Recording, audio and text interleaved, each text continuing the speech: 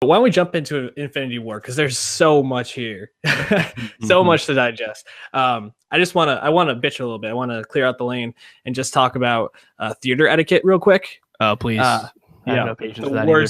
The worst theater experience of my life. Packed theater Friday afternoon at 1:20 in New Rochelle. Sat next to a older couple who the wife had no idea who any of the characters were. So every time a new character came on the screen, she turned to her husband and not whispering, but basically just said, "Oh, who's this?" Yeah. Every single character is like, you went to Infinity War, which we're going to talk about this, but you kind of had to know who these characters were going into this to maybe get the full effect. Then the person in front of us, their phone went off 3 times and they just refused to shut it off or turn the ringer off. And then the end of the movie, this family that of 4, the parents brought their like young children, like 5 or 6. Kids were tired by the end of a 2.5 hour movie that they didn't really care about, literally playing games and watching videos on their parents' phone at volume during like the most emotional parts of the movie. Come on, man. Like you everybody's been to a theater at this point. Like, know your etiquette, bring headphones, like plan for it. If you're going to talk in the theater too, like whisper. They're right next to you. Like it's a second level of being a dick to do it at normal volume. Exactly. Oh man, it was a very frustrating experience, but that probably means I'll go see this again. I wish I bought popcorn more because I've heard people I would throw popcorn at people like shut the fuck up, like you rude self-centered asshole. And also like to do it on opening day of the highest grossing opening weekend. Crazy. Of the 18th movie in a series. Why are you there on the very first day if you don't know what the fuck's going on? She was obviously just with her husband who knew everything, but it's just like, your FOMO won't kick in, but you won't be able to say anything to your friends anyway. Like it's just, I don't know. You're overcompensating or something. I agree. But you mentioned this is the biggest opening for not only a superhero movie, but any movie ever, not only domestically but worldwide, with domestically 250 million, worldwide $630 million grossed. I mean, just unbelievable numbers. But we knew that this movie was going to be huge. I mean, with everything that Marvel's been leading up to, this thing had to be a hit. It's at 86% on Rotten Tomatoes. Does that seem right for you? Yeah, I mean, if you look at it, it's like 200 plus positive reviews and like 40 something negative. That sounds about right. And actually, the box office estimates are actually updated now. It's 258 million domestic and like 640 worldwide. So it's the biggest global launch of all time, past Force Awakens for biggest domestic. Didn't have the biggest Thursday, like 4th place there, but it had the biggest pure Friday, biggest Saturday, and biggest Sunday. So it just did work, and it wasn't as front loaded as some Marvel movies have been, which is, and now one caveat: if you adjusted The Force Awakens for inflation, it would be at 262. But either way, it's very impressive. 258 million. I mean, like we didn't have a $100 million opener until like Spider-Man. You know, that was less than 20 years ago. So it's crazy how far we've come. But yeah, it's a total hit for sure. I mean, my theater had people in the front row in the afternoon, and yours was pretty packed as well. And people are definitely talking about, there's so many pieces out about the movie. Yeah, I mean, it's hard not to talk about this. I mean, like we previewed last week, check that out, soundcloud.com/nostalgiapod, or on our YouTube page. Subscribe, follow, and comment there. This is something that Marvel has been building up to for over a decade. This is a movie that has over 25 characters who have been named and had major roles in past movies. And this is a very difficult project to pull off. You know, the phrase "a lot of balls in the air," juggling a lot of balls in the air, has been thrown around with this movie, but the Russo brothers didn't really drop that many, I felt. And that's a credit to them. You know, you have so many big names: Chris Evans, Chris Hemsworth, Chris Pratt, Chadwick Boseman, Robert Downey Jr. Robert Downey Jr., like Scarlett Johansson, Mark Ruffalo. So many people that need to get their turn in this, and to pull it off where it didn't seem to have any real effect on the way the plot moved, any of like the real stories, and everybody seemed to be at least serviced. I think maybe Chadwick Boseman took the biggest hit in getting the least amount of screen time. Really impressed with the Russo brothers, not only for moving things along that way, but building Thanos up as a villain and making this movie pretty funny at times. Yeah, I agree. I think they did a great job of picking what characters got paired up and separated. Obviously, that many characters can't all be together, Right. For a whole movie. So I think they did a good job with making those decisions. And I thought this movie was fucking hilarious, dog. Yeah. No matter who it was, whether it was Doctor Strange and Spider-Man, whether it was the Guardians and Thor, fucking Captain America and Groot, there were so many funny moments. Drax, laugh out loud. Yeah, Drax was hilarious. that slow motion that slow motion joke was hilarious. How long have you been there? An hour. No, I think my favorite was, I'll do you one better. Why is Gamora? No, they did a really good job of making the quips land. I mean, I think some of Downey's stuff is getting a little bit worn out, but that's been a character we've seen do this almost every year for the past 10 years. And I think the interesting point about that is it's not so much that Stark is less endearing, so much as that there's just more sass in the Marvel Cinematic Universe now. I mean, so with Ragnarok changing Thor, with Rocket Raccoon, there's just so much more, and even Doctor Strange is a lot like Tony. There's just a lot of funny characters now that are snarky. So Tony almost doesn't feel as unique now. Yeah, it's kind of strange because I mean he was the I don't know, leader of that for so long, and now there's so many people that you like doing it. Why don't we kind of start with just talking about the plot of this movie? So I guess from here on out, probably we're going to be doing some spoilers, and we're probably going to be giving away some parts of the movie. So if you have not seen the movie and you were like, oh, I really want to hear Nowstalgia talk about this, we recommend pausing it, go watch the movie, and then come back and let's talk about it. Let's see what you liked about it or what you didn't like. That shit. Hit it to your YouTube watch later. It'll be here. Woo! So basically, this is a MacGuffin-filled movie where they're trying to get these Infinity Stones, or Thanos is trying to get these Infinity Stones, and the whole movie is just based around him going different places and finding it. It opens up right in the middle of an action scene, or at the end of a scene of action, with Thor and Loki basically being vanquished, and our guy Loki gives up the I don't even remember what stone that is. Space Stone. Space Stone. It was the Tesseract, then it was in his staff thing. And then he attempts to kill Thanos, and Loki, the first casualty of Infinity War, which we predicted last week, seems like a pretty obvious choice. Then it kind of moves into like they're on Earth, what's going on. Hey, don't shaft Idris. Heimdall died too. Oh, that's a good point. Shout out Idris, man. I feel like he's thrilled. Yeah, he's like, thank God I'm not in these anymore. So Bruce Banner goes back, tells everybody Thanos' henchmen come, and it basically kicks off this whole thing where they're in these different parts of the world or different parts of the universe finding these stones. I mean, to say that Thanos is one of the best Marvel villains isn't necessarily saying much. We talked about that on our Black Panther podcast about how Killmonger is just so head and shoulders above pretty much everybody else except for maybe Loki. But Thanos is definitely number 2, I think, to Killmonger for me, especially when you take this guy whose whole his whole purpose is to kill half the universe's population to reduce war and starvation. Gotta save those resources, dog. He's a realist. But you make him kind of sympathetic, and at times I was kind of like, he's got some good points, until he started like using Hitler lines. I was like, you know what, this guy just a little misunderstood, like Killmonger. Yeah, exactly. But I mean, Brolin, to be this big purple creature and give that part the gravitas that he did is so impressive. I mean, I don't really even know what else to really say about it. What was your reaction to Brolin's performance? Well, he's a CGI villain. We don't have a good history of that. We just had a really bad one with Steppenwolf in Justice League. It doesn't take much for CGI villains to be horrible. But like you said, not only is the portrayal by Brolin surprisingly strong, but they build him up and they make him sympathetic in a certain sense. You kind of understand his motivations, where he's coming from. They kind of make him mortal. He's not this all powerful being before he gets all the stones anyway. Yeah, I would think he's at least number two.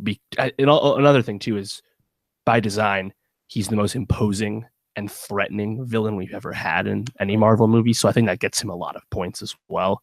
So yeah, I mean, I think you would put him above Loki and above Vulture, and Killmonger and him kind of serve different purposes in the movies. But I was very impressed with Thanos, and that was not something I was, certain of going in.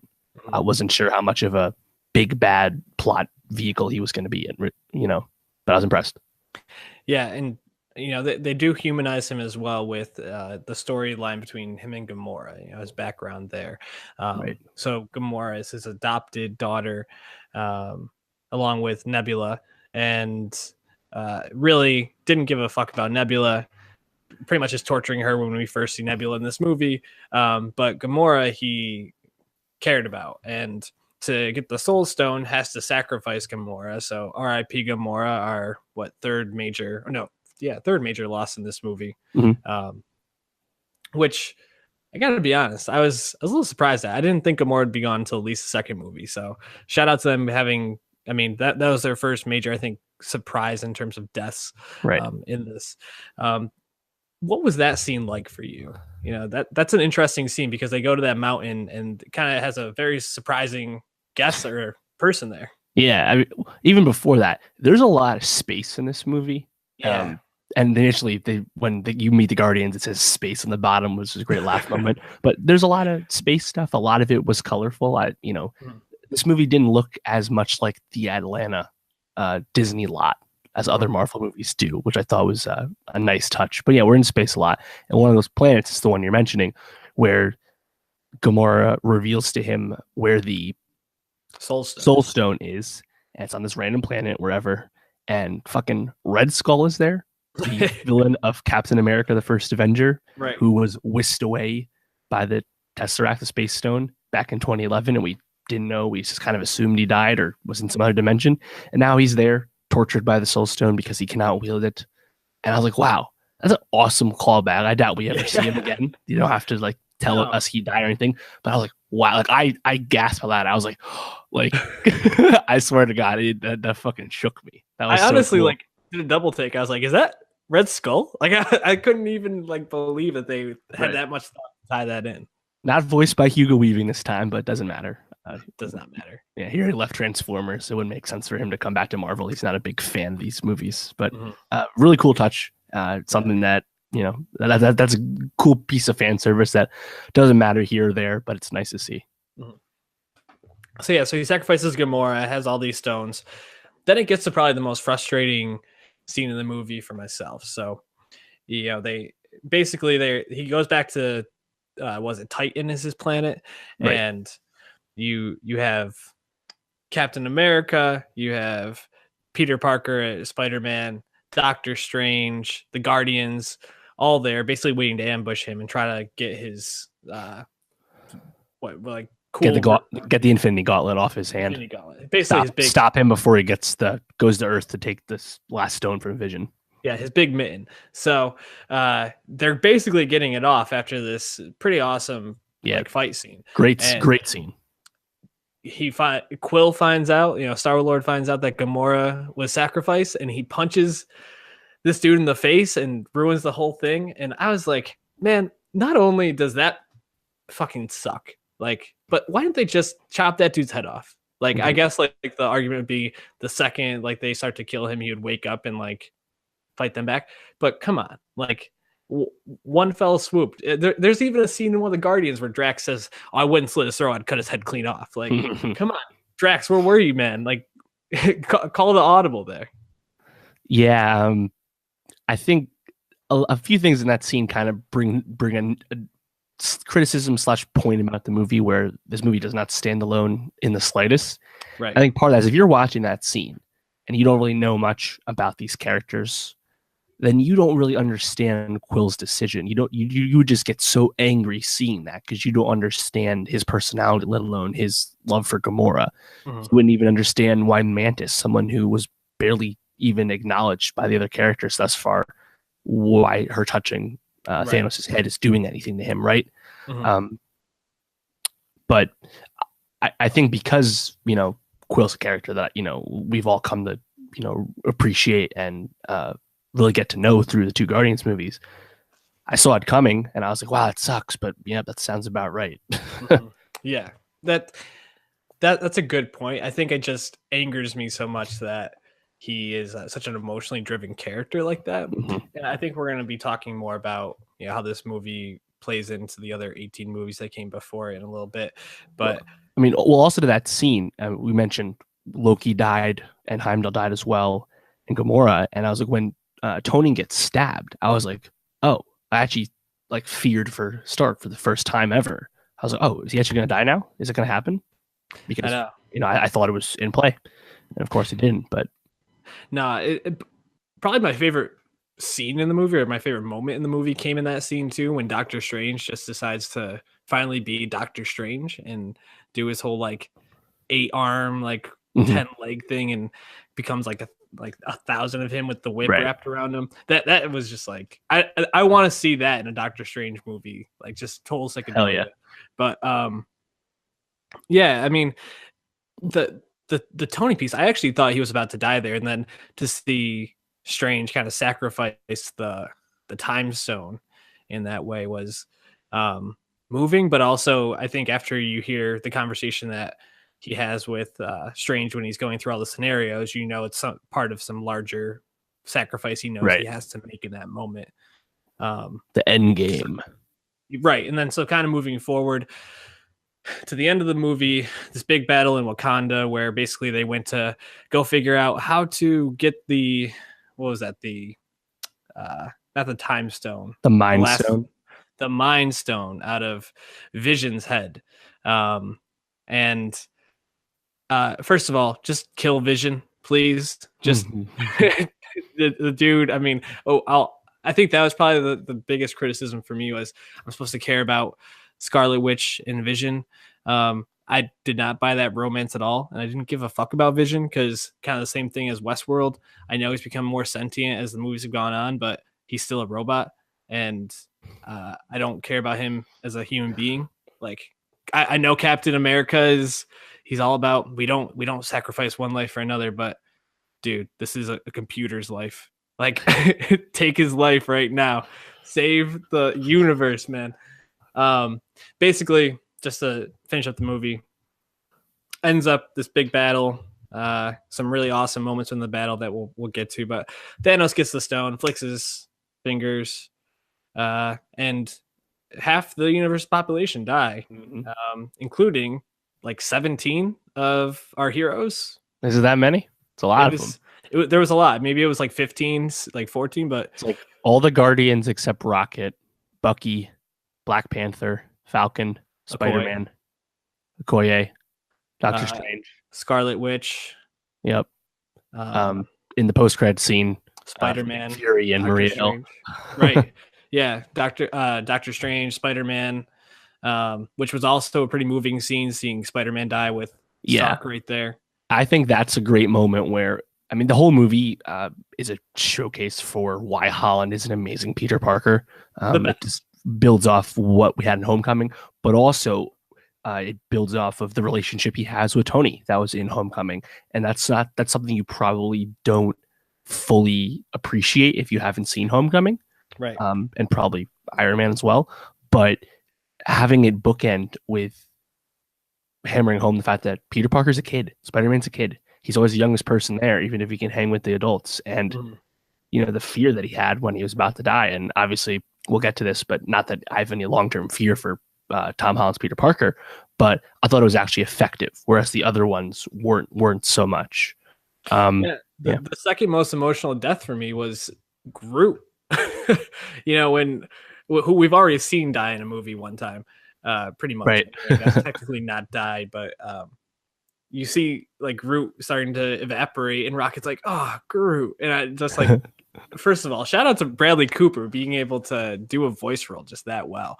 But I heard a theory that the reason like Rocket didn't die is because he's not totally like one species. He's like I don't know, like basically like a mutant or Oh, so. that's a good idea. I Yeah, like that. that makes a lot of sense.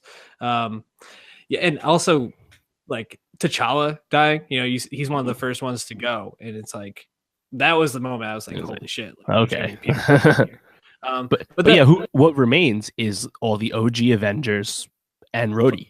Like yeah, it's kind of the original team again, which I think is actually a interesting way to frame the next movie, where inevitably they're going to undo most of this. definitely. You know, we didn't really talk about Thor much. I mean, him and Rocket were on their own little like side quest for a while to get like Right.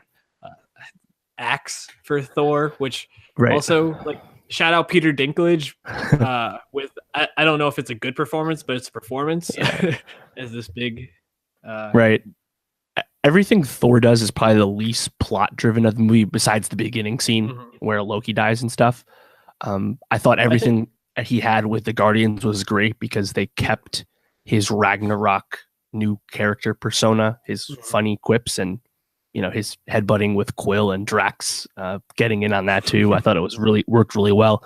But I did think the scenes with Peter Dinklage and Rocket, I thought that went a little too long. Yeah. It's a long movie. Nothing really dragged for me, but I did think that wasn't it didn't need to be that much, just because like, yeah, I know he's gonna succeed with the star and getting his hammer. Right. Let's speed it up a little bit, Yeah, I thought the most affected part of that was just seeing Groot come from being this like annoying adolescent tree to give sacrificing a part of himself for this and kind of getting back in the fight. Also, my favorite line from Thor, who Chris Hemsworth killed it in this movie. He was Yeah. fantastic once again. But when he goes, "This is my friend Tree," like just the way he like delivered that, so perfect. Oh yeah. And then that scene where he shows up in that final battle was just like one of the moments of the movie for me. What other moments stood out for you in this? Uh, yeah. Let's see. I mean, I think actually underrated moment was when the Guardians meet up with Peter, Tony, and Strange, and they initially start fighting. Because they Right. don't assume that they're allies. They're like, oh, that was great. That was a lot like a mini Civil War airport scene all over again. Right. Then again, like a lot of these characters meeting for the first time, it starts off early with Strange and Stark.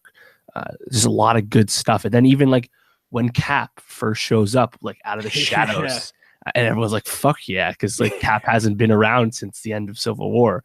Like, what have they been doing? And I actually liked the Vision Scarlet Witch thing. Like we said last week, not that anyone cares about those characters, but I do kind of feel like even if it won't work for most people, you kind of owe it to them to kind of give them a little something, Right. if they're going to be a little more integral to the plot than say a Hawkeye. So I was okay with it. And considering Vision's going to be kind of his Vision himself is like a little MacGuffin, give him a little something to justify the screen time, So I was cool with that. Overall, Cap and even Wakanda in general, not in the movie as much as you thought. There's a lot of space stuff in here. Yeah. Um, but I don't necessarily think it was a problem. I didn't mind. How did you feel about Hulk not really being in the movie except in the beginning when he gets his fucking ass handed to him by Thanos? I was pretty annoyed, honestly. Like I just wanted Banner to be able to like call him out and see him ball out that way. But you still saw Banner be in the fight, and like I forgot what the name of it is, like the big the Hulk Buster armor. Yeah, the Hulk Buster armor. There you go. So that was pretty cool. And he still did some Hulk like things in that. I think I think going back to it though, Captain America is becoming, I think, so much more interesting as he's getting older. Like I don't know what him and Black Widow and Falcon are doing. Like they're like some Black Ops program, but like I just kind of want to like a Captain America movie where he's just like kicking ass doing Black Ops stuff. Like that'd be fucking awesome. But Chris Evans is just such a good actor, dude. Like yeah, exactly. He carries that role so well. Like they really lucked out with Hemsworth, Evans, and Downey Jr. I mean, like what a three to build around. Exactly. Just to kind of give a little more shine to Tom Holland, not only is he the best Peter Parker we've had, but like to fall into him as the next person to be building around if they're able to bring him back. I mean, I guess there's the You big have if. some doubts, you say? Yeah, not really, but we don't know for certain. Like we can't say, oh, he'll be Well, back, but I mean, we it's pretty know certain. we do know Homecoming 2 goes into production in July, but don't tell anyone who saw the movie that. Right. But he's just fantastic and magnetic. Like that moment was Strange. Oh, we're using our superhero names, like, or we're using our fake names here. Or he's is only like 21 too. Like he's like a true cornerstone for the MCU moving forward. unbelievable, and he delivered maybe some of my favorite lines. Not only the alien like reference, but That was then awesome. when Quill's like suggesting like a dance battle for the fate of the universe, Yes. and he's like, "Oh, like Footloose, like yeah, the best movie ever." He's like, "It never was." Like, Perfect. that whole like back and forth was fantastic. Yeah, man. I mean, this movie had a lot of awesome moments. That final battle scene still sticks with me, like with Okoye, or sorry, when Red Scarlet Witch was about to die at the hands of what Maxima. Maxima. Yeah. And then she's like, "You're gonna die alone," and whatever. And then, go ahead. You're about to say it. Go ahead. Not alone, bitch. Yeah. And Okoye and Black Widow and her are fighting. That's right. Awesome. Shout out Carrie Coon, our girl. Keep getting them roles. Yeah, how'd you feel about those 4 Black Order people? I thought the first dude, Ebony Maw, the Squidward guy, he was actually like imposing and like really imposing, effective. And I mean, he captured Strange. Like I thought he was actually like, more effective. The other ones, they're just kind of CGI punching bags, Yeah, exactly. Which I mean, you do have to have some of those type of roles. At times, you can't build up every villain's backstory. I think, or this movie would have been 3 hours long. Which it was already a pretty long movie. So why don't we move into the deaths at the end? Because you seem pretty convinced that they're all coming back. So Thanos has all the stones, right? But one of those stones is the Time Stone. Mm-hmm. So we know by virtue of contracts and Deadline.com and the Hollywood Reporter that Black Panther and Spider-Man will return, and Doctor Strange probably too. So some of these people have to come back, and it's probably up to that OG Avengers team. Maybe Hawkeye and Ant-Man help them. They'll come up. They'll hang out. I know, poor Hawkeye. He's just trying to flip homes in LA, and he's like, "God damn it!" Took that deal with the government on house arrest, flipping homes from his home. Yeah, no. So they're gonna have to figure it out. But like, will all of them come back? I don't know. I think the deaths that will stick, and I'll be very pissed if they don't stick, are Loki, Heimdall, and Gamora. Yeah. Because those happened before he had all the stones, so he probably can't bring them all back. I don't know how the rules work in this, but the thing is, like, when I saw that final scene, and it ends with Thanos achieving his mission, he's fucking watching the sunrise on his planet. I was like, oh wow, dark. But like watching Black Panther disintegrate, I'm like, this is not going to stick. I just know it doesn't. So it's like this movie gave you real stakes, setting it off from the start. Like I feared for Tony dying when he got stabbed, but at the end it takes them all away because I'm like, yeah, but I know these deaths don't really matter. Maybe the other ones don't either. So it's not. It didn't stop me from enjoying the movie. And the movie's just a nonstop ride, and anyone who's watched all the Marvel movies will just find so much to love about it. But it's still at the end feels like a not so much ending so much as like we're just going to put a period here, exactly, and you'll have to wait to see what happens next year. You'll never guess what it is, but it's a period in the middle of a sentence. Even it's not even a complete sentence because you don't get any aftermath of it. It ends pretty abruptly. To pull in something you mentioned earlier, we do see a bit of a hint about how they're going to approach this in the scene after the credits, where Nick Fury sends out a message to Captain Marvel, Brie Larson's soon to debut Marvel superhero. And also, I don't really know this storyline that well, but Ant-Man apparently has abilities to do some sort of like, I don't know if it's time travel or like other dimension type stuff, but in the comics, no. Well, remember his was it Hank's like mom or whatever, like Michael Douglas's like wife was like someone she was trapped Hope Van Dyne was like trapped in like that dimension or something. That's Right. right. There was some Like extra shit going on, Ant-Man. I forgot about that. So it sounds like they're going to have a bit of a role. It also kind of sets it up where, you know, the OG Avengers might have to sacrifice themselves for the new order or what, or however Right. that goes. I think that's kind of how it'll happen. Maybe the Soul Stone factors into that. You know, nothing is free kind of deal. Mm-hmm. And I actually am kind of happy, given the way they split up the characters for Infinity War. I wouldn't have wanted Cap or Tony to actually die in it because they need to meet again. Yep. You know, after the fallout from Civil War, they need to have one more on-screen interaction. So, does Thor survive? Again, I really don't have. I can't go say one way or other who doesn't or won't make it. I just know that most of those new characters will be back. Maybe not all of them will. I mean, are you going to kill off Falcon? Are you going to kill off some of the Guardians? I mean, if you want, but it's really the OGs that we're going to care about at the end of the day. Yeah, that's going to be the tough thing. I mean, you're right about the Soul Stone. Like, nothing is free.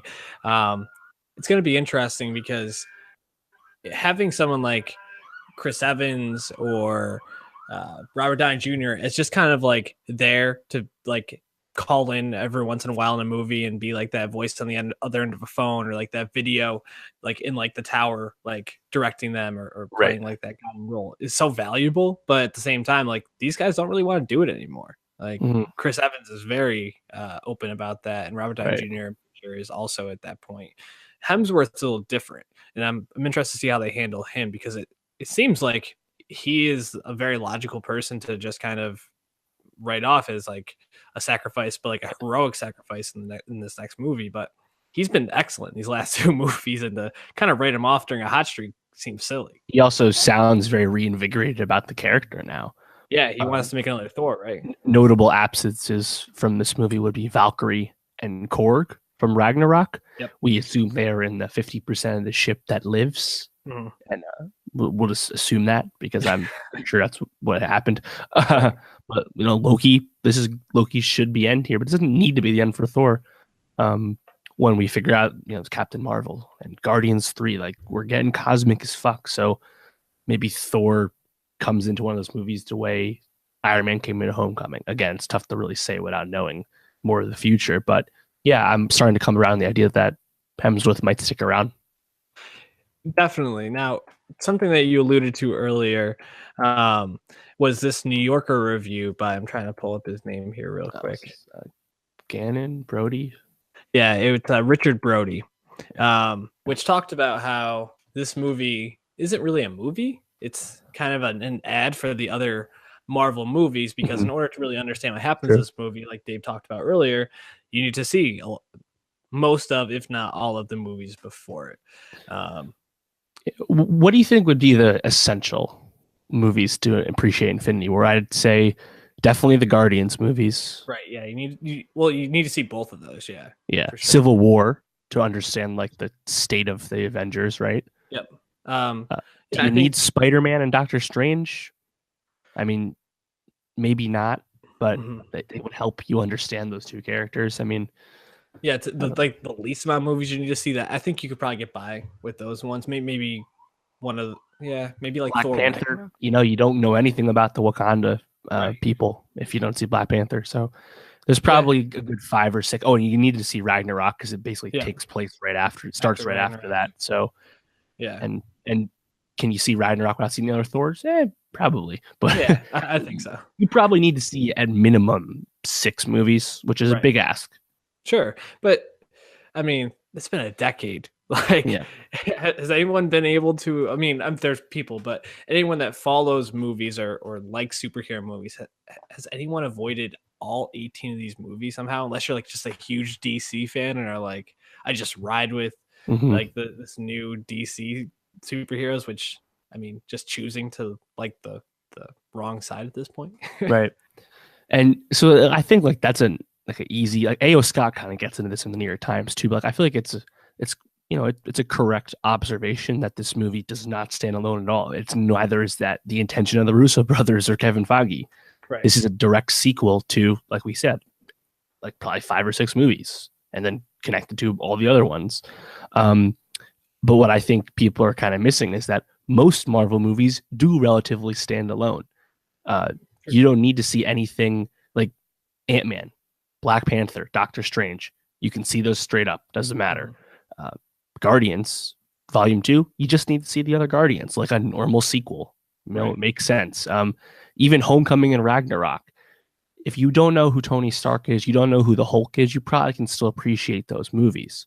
So I don't think Marvel's like getting so in the weeds that you cannot understand anything they put out without seeing everything else. Unless it happens to be the crossover with fucking 25 characters. Then yeah, you probably won't get anything. Right. So I don't think it's that big of a problem. But yeah, it's not like normal movies. That's by design. Yeah, that's the larger point in this is we talked at length about how they've been building up to us, and it's just kind of crazy that they finally got here. Building up to something means that there's other things come before it. And if you want to see this movie, you can go in like the lady next to me in the theater and just like be like confused the whole time, or just accept it like you don't know these people, but and you'll figure it out at the end. But if you really want to like know what's going on in this universe, you invest the time, and that's the thing is that people who invest in the time are so into this movie and feel so like I don't know if honored's the right word, but just like gratified by the experience that they've put in this time, and they're getting a quality crossover film that incorporates all these characters that they love. It's so worth it. Like, um, I don't know. I understand the critique, and I think it's fair in a lot of ways, Right. but at the same time, like I don't see anyone really going to Avengers Infinity War in the first weekend other than the lady next to me and being like, I know nothing about this. Let's see what this is all about. Let's jump in Yeah. here. You know? Like my dad loves the Marvel movies, but he hasn't seen all of them. Like Right. and like sometimes like I'm pretty sure he saw Guardians Volume 2 before he saw the first one. I'm like he'll ask me questions, but he'll just go in like it's an accepted thing that you He's gonna might be not have confused. known everything. That's okay. Right. And it's funny because like to your point about the fans, I saw some comparisons going around to Last Jedi, which is a movie that like subverted and pissed off a lot of fans despite being a great movie, right? Mhm. And I think Infinity War totally makes the fans happy. 10 years in the making, right? Like it Yeah. checks the boxes. But Infinity War is not that kind of ambitious storytelling. Like there's nothing, this movie isn't doing anything new, you Right. know? And Last Jedi was taking a risk. So I think they're kind of apples and oranges to compare the two movies. But of course, because they're like two Close together. gigantic movies, it's natural. But Certainly. yeah, it's weird that Ant-Man 2 is coming out in 2 months or 3 months in July because I think it's going to take place concurrently slash before. So where it ends probably is in line with Infinity War, but it just will not feel as essential or as high stakes given that we had just seen Infinity War. Yeah, I could see something where like the after scene credit kind of pulls in something about, all of these like people disappearing or half the population disappearing, and Ant-Man like getting some call or notification from somebody to like help Mm-hmm. with this.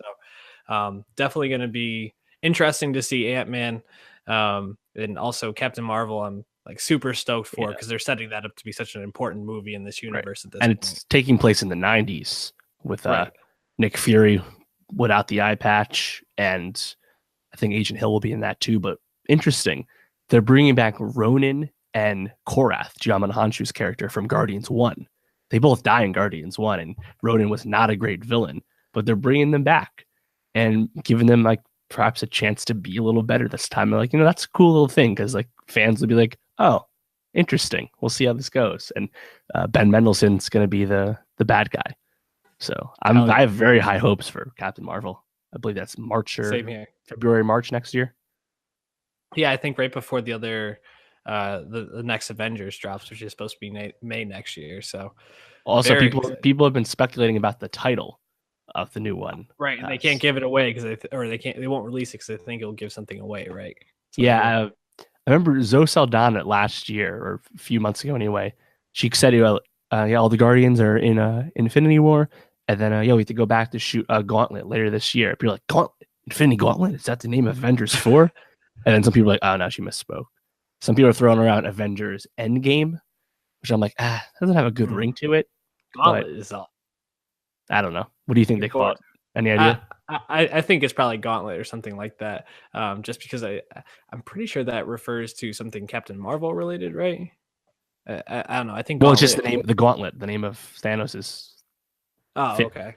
Um, There's got to be another meaning to it. I think if they do it, so we'll yeah, I mean, some see. people were throwing like Avengers, like reassembled or something, like one of the taglines. I don't know. The OGs. I just hope it's the OGs. We'll see. Um, any last thoughts on Avengers? Anything we didn't get to? uh, Smart choice they made in the beginning. They do not show Thanos going to Xandar to Good. get the Power Stone, from Guardians 1. Didn't need to see that. Speed it up. He killed everyone. He got the stone. Good idea. I think, yeah, like you said, they could have cut some things out of this movie and sped up some of the scenes, but overall, I mean, for as large as this movie was, I think they paced it pretty well. Yeah, Infinity War, go see it.